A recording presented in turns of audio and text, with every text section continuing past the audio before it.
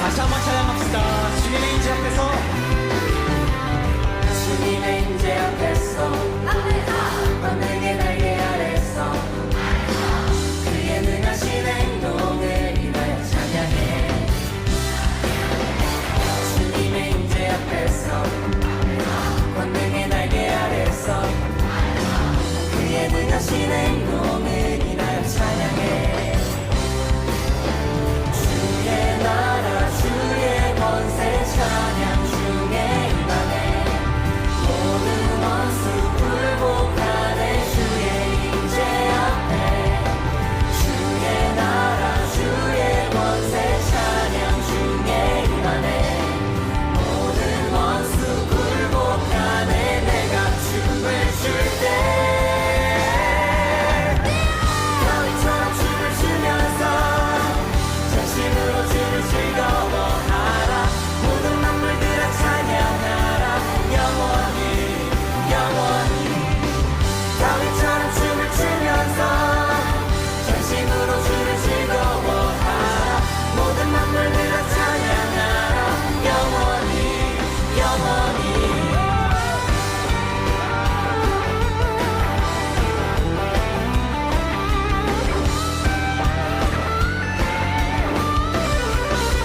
주의 나라, 주의 나라 주의 권세 찬양 중에 임하네. 모든 원수 굴복하네. 주의 인재 앞에 주의 나라 주의 권세 찬양 중에 임하네. 모든 원수 굴복하네. 주의 인재 다시 한번 주의 나라, 주의 나라 주의 권세 찬양 중에 임하네. 모든 원수 굴복하네. 주의 인재 마지막으로 주의 나라, 주의 나라 주의 권세 찬양 중에 임하네. 모든 원수 굴복하네. 내가 춤을 출 때 다윗처럼 춤을 추면서 전심으로 주를 즐거워하라. 모든 만물들아 찬양하라.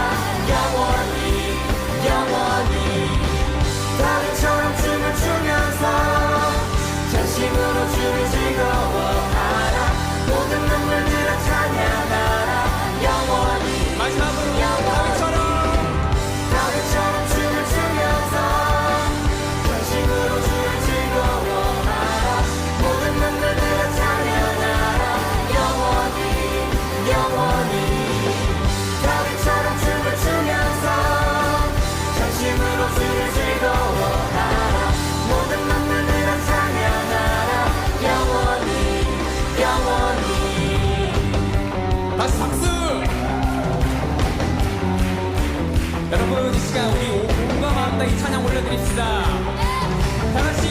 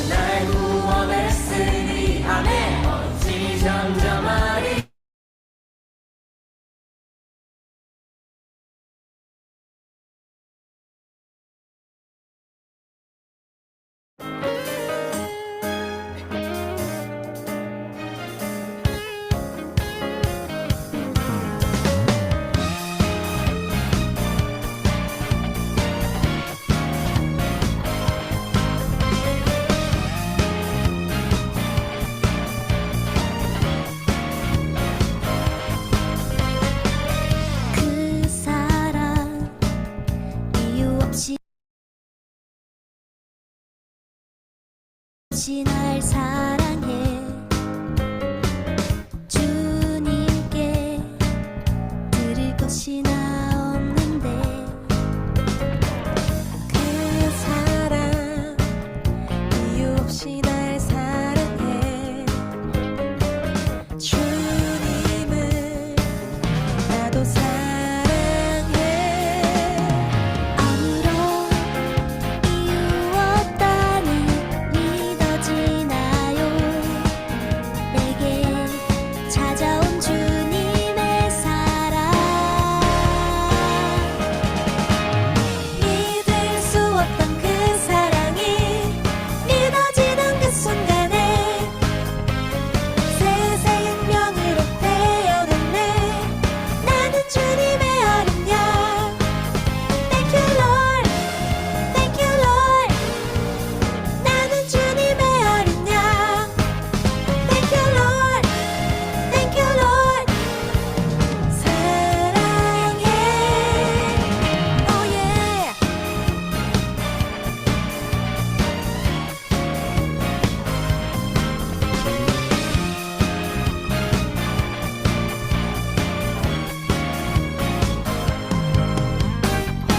그 사랑 이유 없이 날 사랑해 주님께 드릴 것이 나 없는데 그 사랑 이유 없이 날 사랑해 주님을 나도 사랑해 아무런 이유 없다니 믿어지나요 내게 찾아온 주님의 사랑 믿을 수 없던 그 사랑이 믿어지던 그 순간에 새 생명으로 태어났네 나는 주님의 어린 양 Thank you Lord Thank you Lord 나는 주님의 어린 양 Thank you Lord Thank you Lord 사랑해 믿을 수 없던 그 사랑이 믿어지던 그 순간에 새 생명으로 태어났네 나는 주님의 어린 양 Thank you Lord Thank you Lord 나는 주님의 어린 양 Thank you Lord Thank you Lord 사랑해 믿을 수 없던 그 사랑이 믿어지던 그 순간에 새 생명으로 태어났네 나는 주님의 어린 양 Thank you Lord Thank you Lord 나는 주님의 어린 양 Thank you Lord Thank you Lord 사랑해 믿을 수 없던 그 사랑이 믿어지던 그 순간에 새 생명으로 태어났네 나는 주님의 어린 양 Thank you Lord Thank you Lord Thank you Lord 나는 주님의 어린 양 Thank you Lord Thank you Lord 사랑해 Oh yeah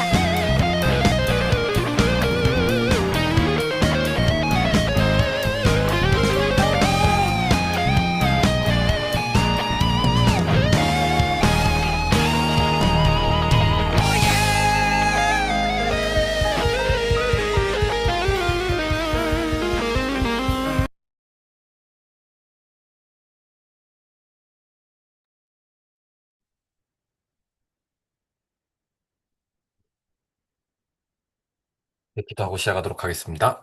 기도하겠습니다. 하나님 감사합니다. 오늘도 우리 교사 사역자들을 한 자리에 모으시고 또 기도회로 또 함께 중요한 또 훈련의 시간표로 인도해 주심에 감사합니다.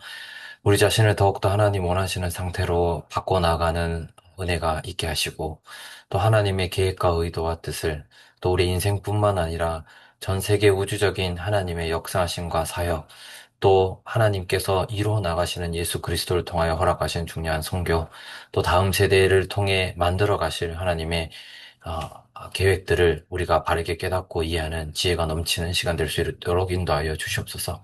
특별히 이 시간들을 통하여 우리에게 맡겨주신 중요한 영혼들을 살리는 은혜들이 넘치게 하여 주시면 바라옵고 예수 그리스도 이름으로 기도드립니다. 아멘. 자, 오늘은 월리엄 틴테일의 다섯 번째 마지막 이야기를 마무리를 하고 이제 세 번째 챕터로 넘어가게 됩니다. 틴테일의 마지막 이야기가 굉장히 좀 압권입니다. 혹시 이카루스의 추락이라고 하는 혹시 작품을 아십니까? 이카루스가 절벽 가운데 한 감옥에 갇혀 있다가 탈출하기 위해서 거위에 그 날개들을 밀랍으로 붙여서 올라가게 되고, 근데 하늘을 날아보니까 너무 기분이 좋아서 계속 태양에 가까이 가면 녹기 때문에 위험하다고 경고를 했음에도 불구하고 그것을 까먹고 끝까지 올라가다가 추락해서 죽게 되는 상황이죠. 그 이제 교만에 대한 부분들을 이야기합니다. 자, 이 부분들을 우리가 한번 좀 잘 참고해 보면 좋을 것 같습니다. 영국 브리스톨에서는 틴테일의 동상이 있습니다. 실제로 그는 브리스톨에서 열심히 오직 성경을 외쳤습니다. 틴테일 동상은 그가 성경 번역의 천착한 모습을 표현했습니다. 그의 몸부림 덕분에 시골 소년도 성경을 잘 알게 되었습니다. 오늘 우리는 PC방에서 게임에 몰두하는 청소년들에게 스마트폰에 심취한 아이들에게 어떻게 성경을 가르칠 수 있을까요? 틴테일이 모습을 바쳤던 쟁기지라는 소녀는 브레헬의 이카루스의 추락에서 만날 수 있습니다. 그리스 로마 신화에는 다이달로스라는 전설적인 장인이 나옵니다. 그는 크레타 섬에 있을 때 크레타의 미노스 왕으로부터 얼굴은 황소이고 몸은 사람인 괴물 미노타우루스를 가둘 미궁을 설계하는 작업의 의뢰를 받습니다. 다이달로스는 라빈리토스라는 미궁을 만들었지만 미노스 왕의 노여움을 사게 되며 아들 이카루스와 함께 자기가 설계된 미궁 속에 갇히게 됩니다. 뛰어난 설계자였던 다이달로스는 주변에 흩어진 새의 깃털을 모으기 시작했고, 그리고 아들 이카루스의 몸에 밀랍으로 깃털을 붙여 날개를 만들었습니다. 하늘을 날아서 미궁을 탈출하려 했던 것입니다. 그는 이카루스에게 너무 높이 날면 밀랍이 태양에서 녹아 날개를 잃게 되고 너무 낮게 날면 바닷물에 날개가 젖게 되니 반드시 적당한 높이로 날아라고 경고를 합니다. 날개를 달고 하늘을 날기 시작한 이카루스는 자신의 모습에 우쭐해진 나머지 다이달로스의 당부를 잊어버렸습니다. 교만해진 이카루스는 더 높이 날았고 걱정했던 대로 태양은 날개의 밀랍을 녹였습니다. 결국 이카루스는 바다로 추락하고 말았습니다. 인간이 교만해지면 패망이 뒤따른다는 큰 교훈을 남기고 있습니다. 그 다음 장을 볼게요. 우리의 쟁기질은 무엇일까? 에서 보면은 이제 한 달러가 넘어가서 소년과 양을 치는 목동이 보인다. 이쪽 브레헬은 무엇을 말하고 싶을까? 이 부분부터 볼게요. 세상은 언제나 변하고 혼란스럽다. 인간의 교만은 자기도 모르게 점점 높아만 간다. 종교개혁의 후예라는 자부심이 교만이 되어 하늘 위로 날아오르는 것은 아닐까? 이카루스처럼 되는 것을 경계하라는 다이달로스의 메시지가 아닐까? 브레일은 세상의 부침에 상관없이 우리에게 주어진 과업을 묵묵히 감당하라고 말하는 듯하다. 성경을 전하기 위해 번역하려는 노력이 우리의 쟁기질이다. 그런 마음 없이 후회, 장자, 정통을 외치면 이카루스처럼 추락하게 된다. 묵묵히 쟁기질하자. 굉장히 묵직한 한마디의 경고이자 직언이었던 것 같습니다.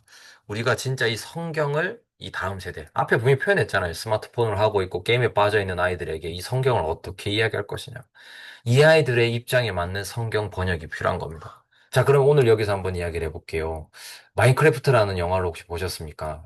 예, 아마도 이제 신창 집사님과 강영희 집사님 보셨을 건데, 예, 주윤이 소연이를 볼 때, 혹시 보셨습니까? 저는 봤는데, 그 내용이 어떤 내용인지는 보셨습니까? 그 마인크래프트가 원래 게임이지 않습니까? 그 마인크래프트라는 게임에 굉장히 심취해서 초등학교 출석률이 굉장히 낮았던, 정확하게 얘기하면 거제 지역에 사는 거제의 한 교회의 한 아이에 대한 부모의 상담을 제가 받은 적이 있었습니다. 한 3, 4년 전에요. 부모님 이야기하는 겁니다. 이 아이를 어떻게 해야 될지 모르겠는데, 목사님이 미디어 사역 하시고 청소년 이제 강의하시는 거 들으면서 조금 의견을 여쭙고 싶다면서 전화번호를 찾아서 전화하게 됐다고 하시더라고요.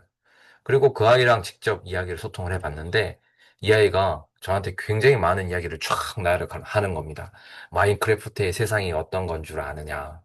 그럼 이 세상에서 우리가 만들 수 있는 것도 어떤 건 줄 아냐. 근데 나는 꿈이 있다. 그 아이가 그 당시 제가 이야기를 나눌 때가 중학교 2학년 좀 된 것 같거든요.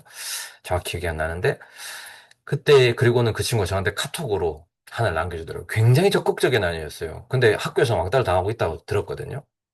굉장히 적극적이었어요, 저한테. 그리고는 자기가 마인크래프트 환경에서 구원의 길을 15분짜리 영상으로 스크린샷 찍어가지고 만든 영상을 저한테 보내왔더라고요. 얼마나 충격이었는지 모릅니다. 아직도 그 영상 저 가지고 있거든요. 마인크래프트 안에서 자기 나름의 하나님을 어떻게 만나야 되는지, 그리고 마지막 영접을 해야 되는 과정까지를 자기 나름의 굉장히 잘 표현해 놓으면서 자기는 게임 세상에서 이 가상현실에서 전도하는 미디어 선교사가 되고 싶다는 이야기를 하더라고요. 부모의 걱정과 다르게 저는 그 아이의 미래가 굉장히 밝게 보였습니다. 그리고 그 아이에게 여러 가지로 설명해 주기도 했고요. 그런 겁니다. 꼭 극단적인 이런 뭔가 예시와 상황 같을지 모르지만 우리의 살아가는 모든 삶 가운데 이러한 상황들은 늘 반복적으로 있습니다. 우리가 어떤 부분에서는 교만해서 정통, 장자, 후회 이런 등의 어떠한 부분에서는 우리가 너무 대단한 것을 물려받다 보니까 그 대단한 것이 너무 대단한 것이 되어서서 그것만 전하려고 하는 교만함에 빠진 것은 아닌가라는 생각들을 해봐야 되는 것이 이 2장의 마지막 부분인 것 같습니다. 이번 여름 성경 캠프가 그리고 앞으로 우리가 만들어가야 될 굉장히 중요한 주일 학교의 연합 사역들이 우리의 교만함이 아니라 우리의 원래 가지고 있던 잘하는 것들이 아니라 하나님이 원하시는 것을 실제로 질문하고 기도하고 어렵지만 조금 이질적이지만 도전할 수 있는 은혜들이 있기를 바랍니다. 자, 이러한 사고에서 3장을 봐야 이제 내용이 더 이해되어지기 시작합니다. 3장 굉장히 중요한 스토리들이 돼 있거든요. 오엘의 책의 내용이 담겨 있습니다. 3장 보겠습니다. 메타 메시지 16세기와 21세기의 대화에서 조지 오웰을 만나다. 메타 메시지는 메시지를 읽도록 지시하는 메시지를 뜻한대요. 네, 말장난 같지만 메타 메시지라고 하는 것은 메시지가 있는데 그 메시지를 실제 읽고 뇌에 인식할 수 있도록 해주는 거예요. 자, 한번 예를 들어 보겠습니다. 이번 주 주일 메시지 여러분 다 들으셨잖아요. 굉장히 많이 받아 적으시기도 하고 집중해서 들으시고 좋은 분이 한 분도 안 계셨던 것 같거든요. 근데 그 메시지 대략 한 45분 정도 하는 그 메시지의 모든 시간들의 모든 단어들과 성경 내의 말씀을 다 기억하십니까? 그리고 여기서 우리가 다 어떤 부분에서는 그 블라인드를 쳐놓고 질문을 해보고 그리고 시험을 쳐보는 거예요. 주관식으로. 해봤을 때 이번 주 강단 말씀을 통해서 느꼈던 부분에서 정의해보라면 굉장히 다 답안지는 다 다르게 나타날 겁니다. 그쵸? 그게 뭐냐면 메타인지라는 거예요. 내가 어떻게 메시지를 인식했느냐라는 거죠. 그러면 우리 아이들의 입장은 어떨까라는 생각도 좀 해보는 게 굉장히 중요하겠죠. 자, 그런 관점에서 좀 이야기를 보면 좋을 것 같습니다. 자, 이것도 조금 시간이 많이 없으니까 좀 챕터로 넘어가서 첫 번째 이야기가 있는 바로 위에 단락을 보겠습니다. 첫 번째 제목 있는 원스턴, 텔레스크린 그리고 빅데이터의 바로 위에 단락이에요.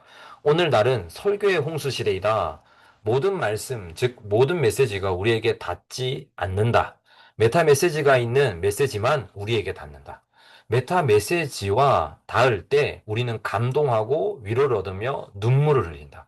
16세기 메타버스 사회에서 승리할 수 있었던 이유는 콘텐츠 전쟁에서 메타 메시지를 장착했기 때문이다. 메타 메시지가 승부를 결정한 것이다.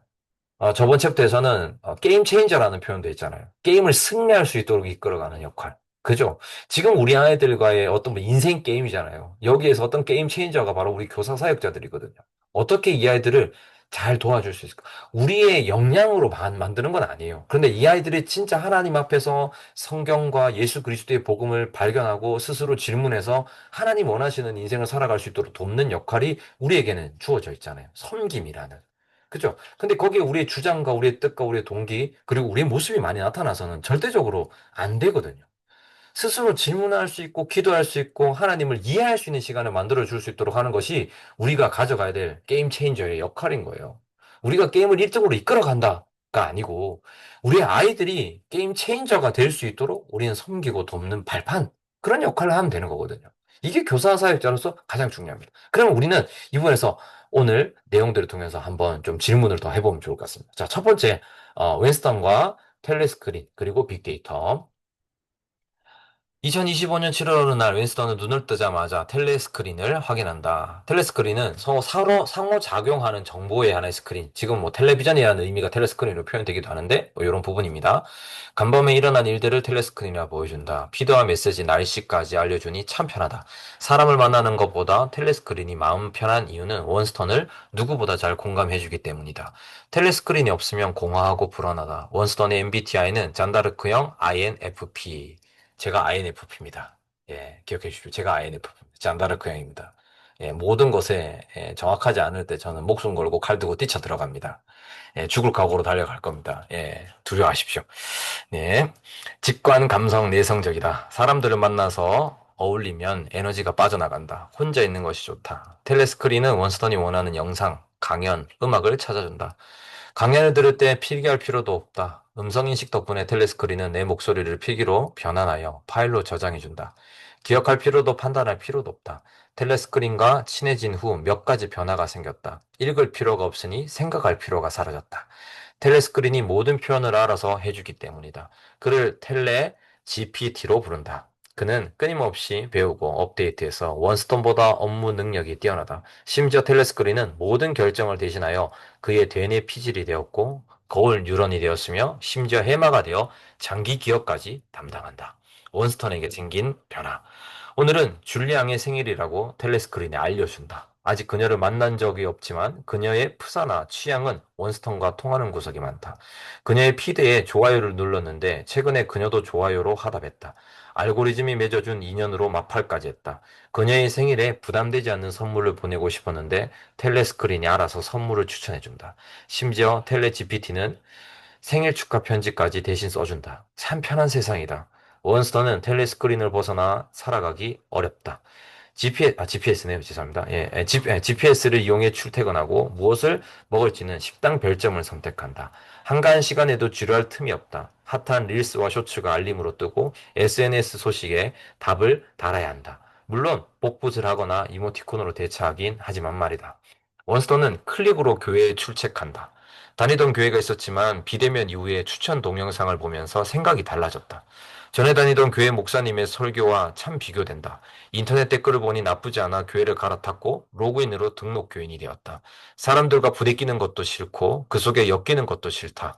헌금은 자동 이체해놓고 등록 교인이니 연말 정산도 받을 수 있다. 로그인으로 출석하니 오가는 시간을 아낄 수 있고 설교 30분 중에 20분이나 되는 정치 이야기를 더 이상 듣지 않아도 된다. 원스턴은 앞으로도 이렇게 신앙생활을 할 것 같다. 굉장히 뼈 때리는 이야기죠. 이 책이 만들어진 지 그래도 한 3년, 네, 3년 정도 된 책 같은데, 네, 코로나 이후 직후에 나온 책이거든요. 굉장히 지금 우리가 살아간 2025년에 굉장히 중요한 여러 가지 분들이 이야기하는 것 같습니다. 여기에서도 한 가지, 두 번째, 포노사피엔스 그리고 빅브라더와 빅데이터, 윈스턴과 줄리언, 텔렉스크린의 이야기는 조지 오웰의 소설 1984를 현대시대에 맞게 재구성한 것이다. 빅브라더와 빅데이터의 이름은 다르지만 작동하는 원리는 같다. 충격적이지만 인간을 변화시키는 방식도 닮아 있다. 텔레스크린이 인간에게 미치는 영향은 스마트폰과 비슷하다. 인간은 어떻게 변해가고 있을까? 조지 오웰이 세상을 떠난 지 70년이 지났다. 그는 죽어가는 몸을 추스리면서 1984를 집필했고 1949년 6월에 이 책을 출간했다. 1949년입니다.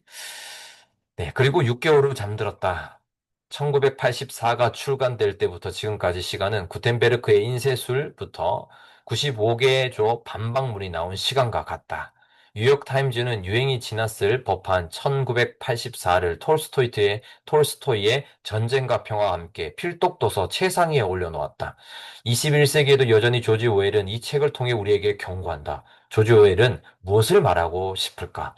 스마트폰으로 생각하고 스마트폰으로 살아가는 종족, 호모사피엔스가 출연했다. 사람들은 대부분의 시간을 스마트폰과 함께 보낸다. 스마트폰은 이제 우리의 신체의 일부가 되었다. 좀 넘어갈게요. 다음 단락으로 넘어갑니다. 31, 32쪽, 그 내용의 그 다음. 엄밀히 말해 스마트폰이 우리를 변화시키거나 지배하는 것이 아니다. 우리는 네트워크를 통해 빅데이터에 연결되어 있다. 유발 하라리에 따르면 스마트폰을 70번 터치하면 빅데이터는 친구보다 더 나를 잘 파악하고 150번이면 가족보다 300번이면 배우자보다 나를 더 잘 안다. 문제는 우리가 고작 300번만 터치하지 않는다는 것이다. 숨 쉬는 만큼 터치하고 그만큼 나의 정보는 빅데이터에 쌓인다. 빅데이터가 움켜쥔 내 모습이 진짜 나다. 이게 유발 하라리의 호모데우스 미래의 역사라는 책에 나옵니다. 다 보셨죠? 우리 교사들이니까 이 책 당연히 두세 번 읽으셨을 책. 사피엔스라는 책은 뭐 집에 막 책이 막 성경책만큼 따라가지고 이게 더 이상 볼 수 없어 새로 살 그런 책이 되셨을 거라고 저는 우리 교사님들에게 확신을 의심하지 않겠습니다. 예. 예.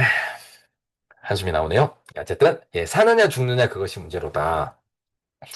호모사피엔스가 된다는 말은 우리의 뇌가 빅데이터에 연결되어 통제받는다는 의미다. 그렇지만 우리를 통제하는 주체는 빅데이터가 아니라 빅데이터를 설계하는 사람들이다. 빅데이터의 알고리즘은 그것을 설계하고 지배하는 사람들의 의도대로 작동된다. 빅데이터의 의도는 알 수 없지만 우리가 변한다라는 것은 명확하다. 어떻게 변하는지는 종교개혁 시대처럼 죽느냐 사느냐의 문제인 것이다. 바로 지금 우리가 살아가는 이 시대 죽느냐 사느냐 종교개혁 시대와 별반 다르지 않은 굉장히 죽느냐 사느냐는 굉장히 중요한 생사 여부와 관련된 것을 가지고 고민하고 질문하는 시기인데 그 가장 중요한 접점이 어디냐? 주일학교라는 겁니다. 이걸 우리 교사들이 그 중요성들을 안다면, 거기에 대한 위기의식이 있다면, 우리가 지금 상황에 이렇게 편안하게, 안일하게 예배드리고 기도하지는 않을 것 같습니다. 진짜 이런 부분에 대한 중심이 불타오르시기를 바랍니다. 그리고 그러한 하나님의 간절함과 또 애타는 애통하심이 우리 교사들의 마음속에 전달되어지고 깨달아지는 은혜들이 있기를 바랍니다. 저 다음 챕터로 넘어가 볼게요. 유발 하라리는 빅데이터가 데이터교라고 종교가 된다고 지적을 하기도 한대요. 그런 거예요. 데이터가 결국은 종교가 된 시대. 그래서 정치가 데이터가 돼서 종교가 되어버려 있고, 사회 문화나 심지어 서브컬처들이 결국 우리 아이들에게 하나의 종교의 신념보다 더 믿음의 거리가 돼 있어요. 부모님보다 아이돌을 더 믿잖아요. 부모님이 말하는 하나보다 EBS 방송, 교육방송에서 이야기하는, 우리로 따지면, 저희 때 좀 옛날 얘기입니다만은, 그, 뽀뽀뽀 유치원에, 선생님의 말씀을 우리가 부모님보다 더 신뢰했던 것처럼, 이 아이들은 지금 티니핑의 말을 더 신뢰하고, 예? 헬로 카봇의 이야기를 더 신뢰하는 거예요. 그럴 수밖에 없는 시대를 살아가는 거죠. 또 다음 단락을 한번 보면 이제 35번, 36번 사이의 내용입니다. 빅데이터 속에서 호모사피엔스들이 변해가는 모습은 빅브라더의 체제 아래에서 프롤들이 변해가는 과정과 닮았다. 조지 오렐은 텔레스크린을 통해서 인간이 감정, 의지, 사고, 언어를 잃어가고 있다는 점을 경고한다. 뿐만 아니라 우리의 영혼에도 큰 변화가 일어나고 있다. 1984 속의 프롤들. 1984의 빅브라더는 사람들의 사상과 감정을 통제한다. 빅브라더가 텔레스크린을 통해 일거수일투족 감시하기 때문이다. 이런 인류를 조지 오웰은 프롤이라 불렀다. 프롤들의 생각과 감정을 통제하기에 가장 효과적인 방법은 읽고 쓰지 못하게 하는 것이었다. 읽고 쓰는 것을 통제하면 사고력이 거세된 프롤 개체만 남는다. 그리고 이렇게 세뇌한다. 전쟁은 평화다. 자유는 예속이다. 무지는 힘이다. 이것이 빅브라더가 설계한 미래다. 점차 프로는 예속당하는 것이 자유이며 무지가 힘이라고 믿게 된다. 사고력을 제고해 프로를 쉽게 통제할 수 있기에 빅브라더는 매일 같은 메시지를 노출한다. 너무나도 소름 돋는 이야기지만 지금 우리의 아이들에게 현실적으로 일어나고 있는 이야기 아닙니까? 이게 지금 우리의 현실의 삶인 거예요. 또 다음 단락을 넘어가 볼게요. 호모사피엔스에게 문해력이 제거되고 있다는 지적은 어제 오늘의 일이 아니다. 우리 삶에서 읽고 쓰는 행위가 사라지고 있다. 1984에서 원스턴은 목숨을 걸고 읽고 쓰는 인간이 되려 한다. 사고력과 정체성을 잃지 않으려는 최소한의 저항이다. 학교와 교회에서는 디지털은 페이지를 밀어냈다. 편리함과 화려함 뒤에 남은 것은 빅브라더의 모습의 빅데이터뿐이다. 이는 다시 페이지를 도입하고 디지털을 금지하자는 말이 아니다. 시대의 흐름을 알아야 한다는 것이다. 자유처럼 보이지만 예속되는 현실 말이다. 조지 오웰에서 글쓰기란 하나의 기능이 아니라 인간성을 지키기 위한 마지막 저항이다. 사고가 마비되면 인간성이 사라진다. 종교개혁 컨텐츠는 별개의 작품이 아니라 인간의 사고와 가치를 깨우치는 도끼다. 신앙을 지키는 최후의 저항인 셈이다. 너무나도 이 소름 돋아요. 이런 이야기를 들으면.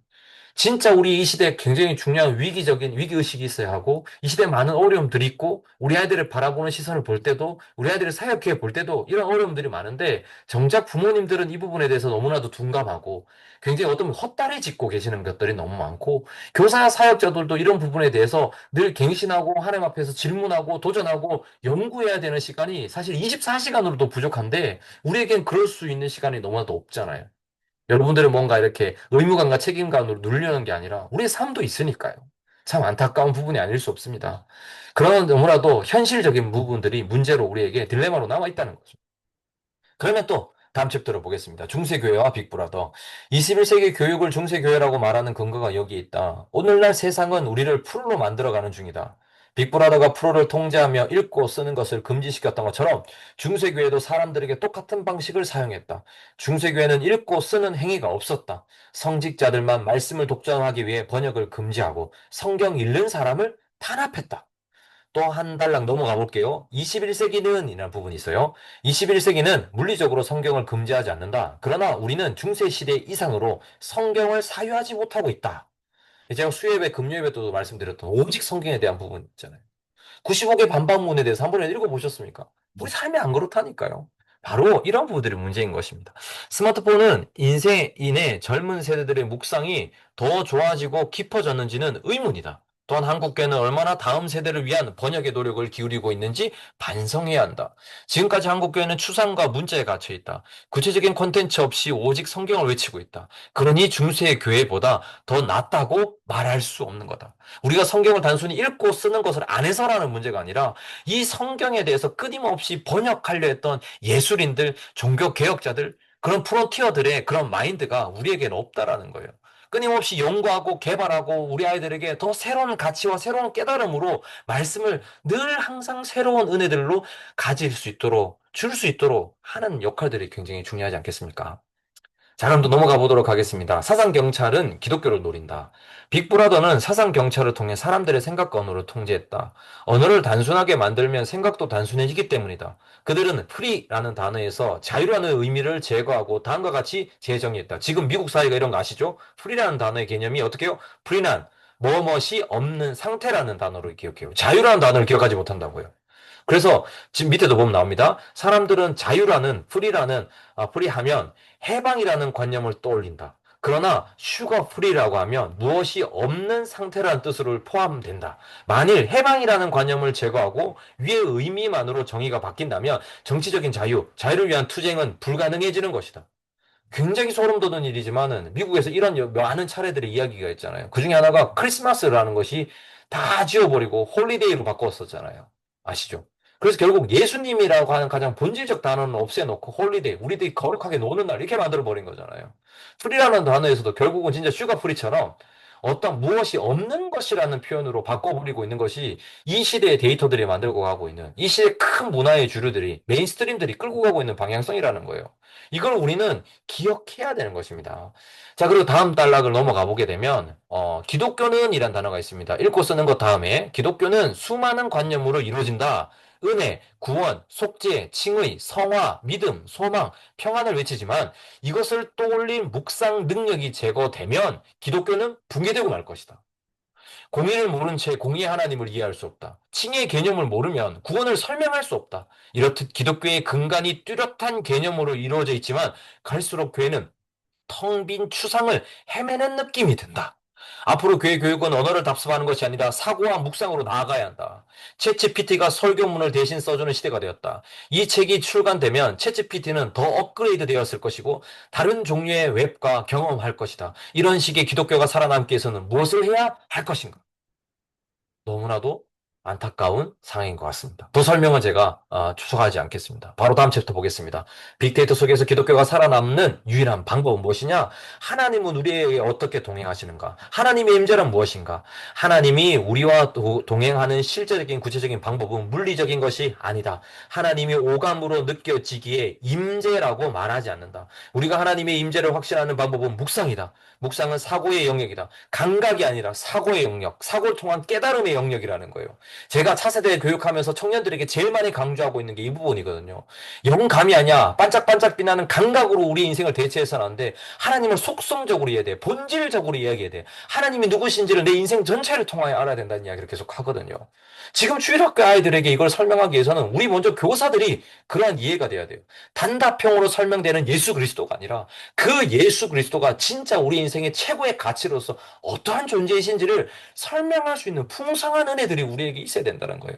이게 번역이에요. 이게 콘텐츠의 변화예요.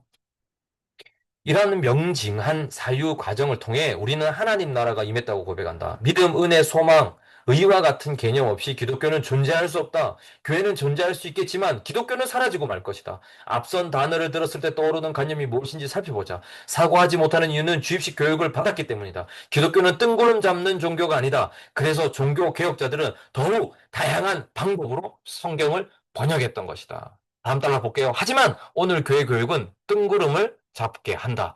어린이들에게 구원을 물었을 때 대다수 어린이는 구원을 교회 출석으로 받아들인다. 그 속에 속죄, 공의, 칭의 개념은 연기처럼 모호하다. 지금까지 우리 교회 방식이 모호했기 때문이다. 종교 개혁자들이 목숨을 걸고 지키려 했던 것은 성경 자체가 아니라 성경의 개념이다.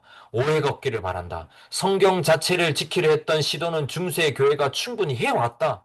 성경을 보지 못하게 했고 성스러운 언어를 상스럽게 읽지 못하게 했다. 루터와 팀테일이 목숨을 걸었던 것은 성경 자체가 아니라 성경의 개념이었던 것이다. 이제 한국 교회가 목숨을 걸고 지켜야 할 것이 무엇인지 명확해졌다. 오늘 챕터 이야기 마지막에. 우리가 지켜야 할 것이 명확해졌습니까? 이번 여름 성경 캠프를 통해서 직접적으로 이 부분들을 우리가 다루지 못하겠지만 진짜 여름 성경 캠프가 이러한 중요한 저는 계기가 되었으면 좋겠어요. 모든 교사들이 한 마음이 돼서 성경을 공부하고 진짜 바이블 랩이 구성이 되고 함께 진짜 함께 자발적으로 모여져서 하나님의 말씀을 묵상하고 사색하고 사유하는 시간들. 그 복음 안에 있는 풍성한 가치들을 단답형이 아니라 진짜 모든 세대, 모든 언어, 모든 사람들에게 표현할 수 있는 중요한 축복들로 만들어가는 은혜들이 있으면 좋겠습니다. 이러한 축복의 시작이 지금 우리 수원한백교에 있는 것입니다. 지금 이 자리에 함께하고 계시는 교사들과 함께 하나님은 만들어가고 계시는 줄 믿습니다. 예, 그 부분에 대한 확신과 믿음 놓치지 마시고 이번 주도 기도로 결단하시며 영적인 싸움, 기도 속에서 내가 더 기도할 수 있는 상태가 될 수 있는 영적인 싸움 하시기를 간절히 축원합니다. 기도하고 마치겠습니다. 하나님 감사합니다. 오늘 밤도 우리에게 은혜의 시간 허락하여 주심에 감사합니다. 하나님을 더욱더 알아가고 누리는 시간 되게 하시고 진짜 우리가 이 시대의 중요한 종교 개혁자로 설 수 있는 은혜가 있게 없어서 이 시대를 정말 너무나도 우리에게 발견되고 주어진 것이 없지만 프론티어적인 모든 새로운 것에 예수 그리스도의 복음과 성경을 통하여 개척해 나아가는 마인드들과 정신을 우리에게 중심을 허락하여 주셔서 그 은혜들을 우리가 나누는 중요한 교사와 사역자들의 자리에 설 수 있도록 인도하여 주옵소서. 영육 간의 강건함 돌아가시고 삶의 모든 것도 돌봐주시며 특별히 오늘 밤도 세상이 줄 수 없는 그리스도 안에만 있는 평안과 감사와 기쁨이 넘치는 시간 되게 하여 주시옵소서. 주의 성령께서 세밀하게 인도 역사하여 주시면 바라옵고 예수 그리스도 이름으로 기도드립니다. 아멘. 감사합니다. 수고하셨습니다. 변 한번 되십시오. 4분밖에 안 남았습니다. 변 한번 되세요. 감사합니다.